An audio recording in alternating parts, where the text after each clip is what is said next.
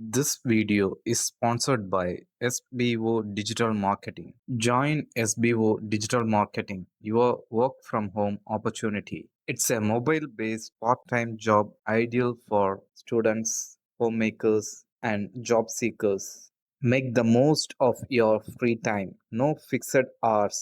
Work at your convenience. Just share and publish content. Simple tasks with no selling and no referrals required. Earn daily income with instant payouts.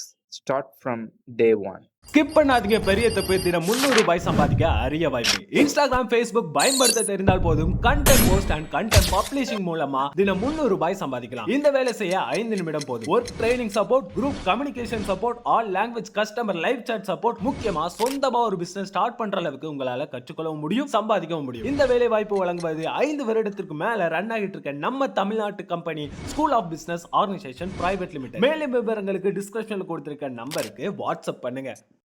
வாய்ப்பு. ஒரு அழகான இளைஞன் விவசாயி ஒருவரின் மகளை திருமணம் செய்ய விரும்பி அவனிடம் சென்று அனுமதி கேட்டான்.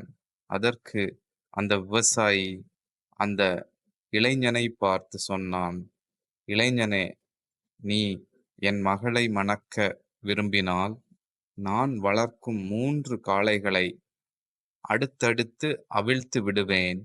அதில் ஏதாவது ஒன்றின் வாலை நீ தொட்டால் போதும், என் மகளை மணமுடிக்க சம்மதிக்கிறேன் என்று சொல்ல அவனும் ஒத்துக்கொண்டான்.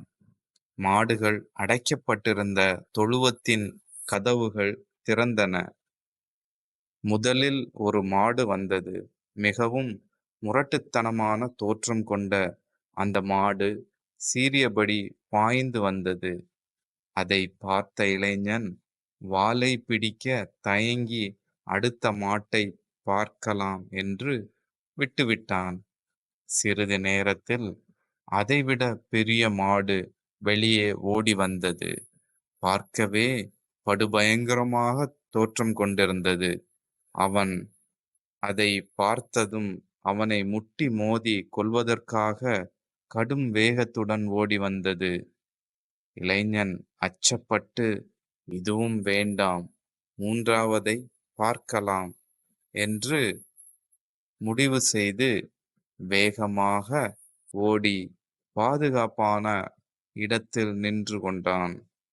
ஓடி வந்த மாடு அதே வேகத்தில் வேலிக்கு வெளியே ஓடி சென்றது. 3வது முறையாக கதவு திறக்க, அப்போது வெளியே வந்த மாட்டை பார்த்த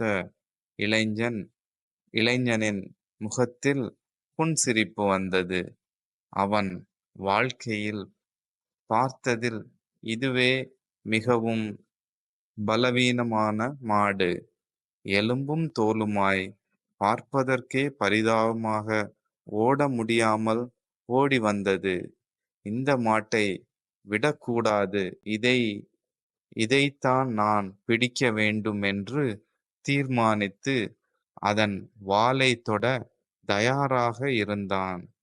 மாடு அருகில் வந்ததும் ஒரு தாவு தாவி மாட்டின் வாலை தொட போனான். ஆனால் அதிர்ச்சி அடைந்தான். ஆம், அந்த மாட்டுக்கு வாலே இல்லை. நண்பர்களே, நமது வாழ்க்கையும் இப்படித்தான். அது பல வாய்ப்புகளை நமக்கு வழங்குகிறது. சில வாய்ப்புகள் எளிதாக தோன்றலாம், சில வாய்ப்புகள் கடுமையாக இருக்கலாம்.